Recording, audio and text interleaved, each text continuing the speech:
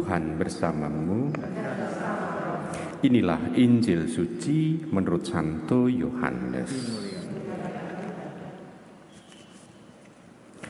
Dalam amanat perpisahannya, Yesus berkata kepada murid-muridnya, "Masih banyak hal yang harus kukatakan kepadamu, tetapi sekarang kamu belum dapat menanggungnya.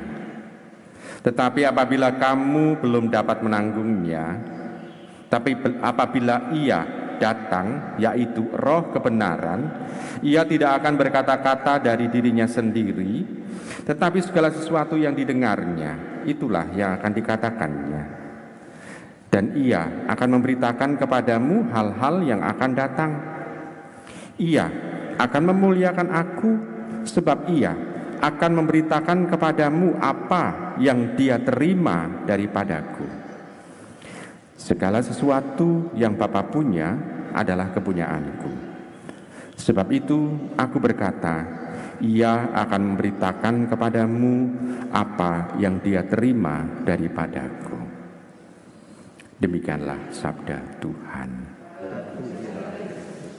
Ibu, Bapak, Saudari, Saudara kasih dalam Tuhan, dikatakan bahwa masih banyak hal yang harus kukatakan kepadamu, tetapi sekarang kamu belum dapat menanggungnya.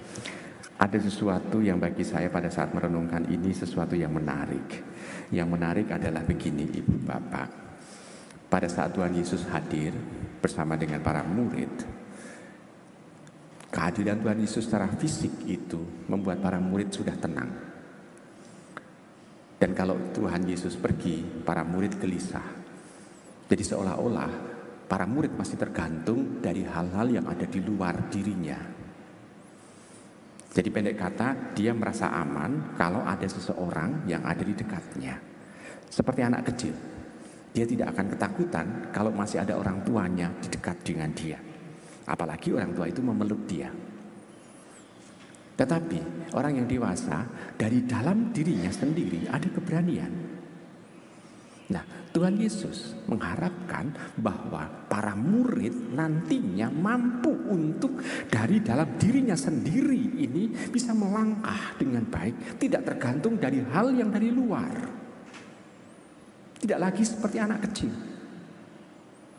Jadi pendek kata, kalau orang itu mampu menanggung hidupnya atau tanggung jawab dalam hidupnya, dia bisa melangkah dengan sendirinya. Karena apa? Karena roh kebenaran itu ada dalam dirinya, menuntun dia untuk melakukan kebenaran. Bukan lagi tergantung dari, karena kalau orang lain yang ada dalam dirinya, istilahnya dekat dengan dirinya, dia melakukan kebaikan karena disuruh. Ada kata-kata yang muncul, yang dia tangkap dari telinganya, sehingga dia melakukan, mengerjakan sesuatu. Tetapi kalau itu muncul dari dalam dirinya, ini tanda bahwa dia mengalami kedewasaan. Kenapa? Karena dia mampu untuk memilah-milah mana yang baik, mana yang benar, dan mana yang keliru, mana yang salah, yang harus ditinggalkan. Ini tanda kedewasaan. Maka kalau Tuhan mengatakan, tapi sekarang kamu belum dapat menanggungnya, karena para murid pada saat itu masih tergantung dari mulut Tuhan Yesus. Seolah-olah ini jangan, ini boleh. Masih hanya mendengarkan dan melakukan. Tetapi pada saat roh kebenaran itu hadir dan diberikan kepada para murid, Tuhan Yesus tidak lagi ada di tengah-tengah mereka. Inilah tanda mereka seolah-olah bertransformasi menjadi pribadi yang dewasa. Nah, Ibu, Bapak, Saudara-saudara kasih dalam Tuhan, kalau bagi diri kita belum pernah melihat Tuhan Yesus secara langsung di tengah-tengah kita. Kita hanya mendengarkan firman yang dibacakan dalam kitab suci.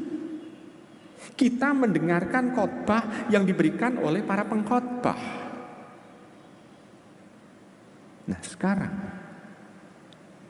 kalau kita dewasa, kita memang masih membutuhkan kitab suci, kita membutuhkan khotbah atau homili, tapi kita sendiri itu dengan Roh Kudus yang ada dalam diri kita ini mampu untuk memilah-milah mana hal-hal yang suci, mana hal-hal yang baik, mana hal-hal yang sungguh-sungguh ini harus diperhatikan sebagai sesuatu prioritas dalam hidup.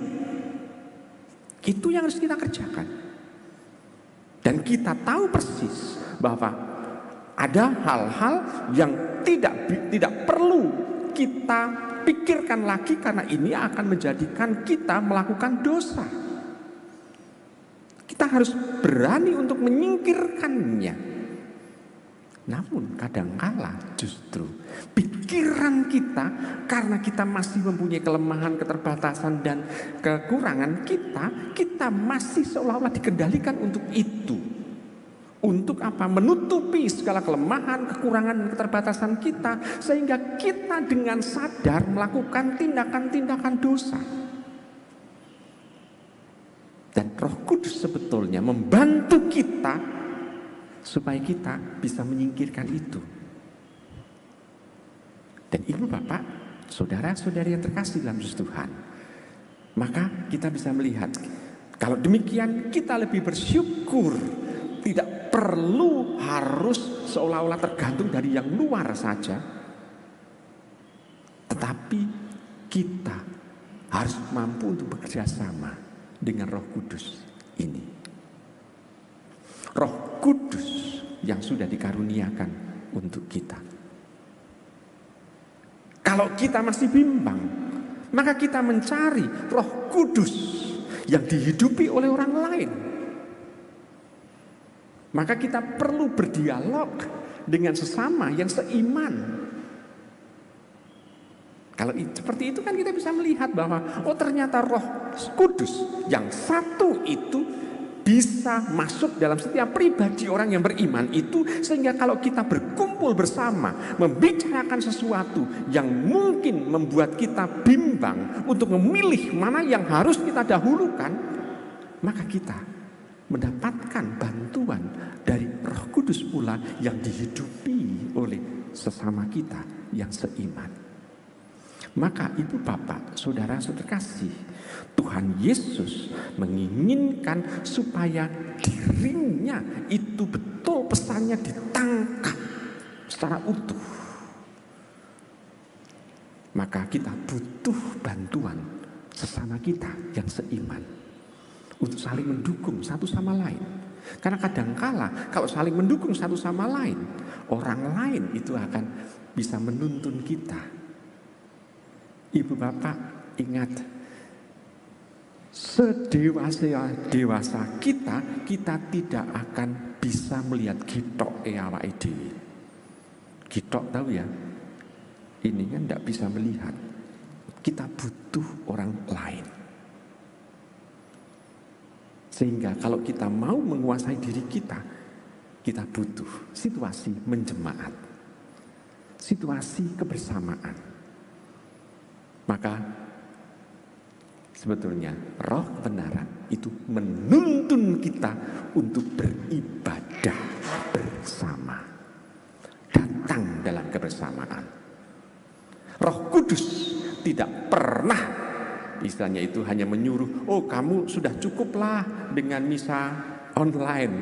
Enggak, kalau kita masih sehat, kalau itu sudah sepuh, ya misa online penting. Kenapa? Karena itu alat bantu untuk prodiakon. Jadi kalau misa online, kalau untuk yang sepuh itu kan tidak bisa datang ke gereja untuk yang sakit. Prodiakon daripada dia itu istilahnya itu membuka, menerangkan kitab suci lagi, ke ibadat sabda lagi, lebih baik datang online. Lalu prodiakon tinggal berdoa singkat, memberikan komuni suci. Kenapa? Karena dia sudah mendapatkan sabda melalui online. Nah, kalau orang yang sehat, ini itu yang artinya dia masih ingin diperlakukan sebagai orang yang dalam tanda kutip sakit. Nah, ibu bapak, saudara terkasih dalam Tuhan, maka Roh kebenaran inilah yang menuntun kita untuk maju dalam kebersamaan. Dalam kebersamaan inilah kita nanti akan mendapatkan kepenuhan rencana-rencana Tuhan untuk kita tangkap dan kita wujudkan dalam kehidupan kita sehari-hari. Selamat merenungkan.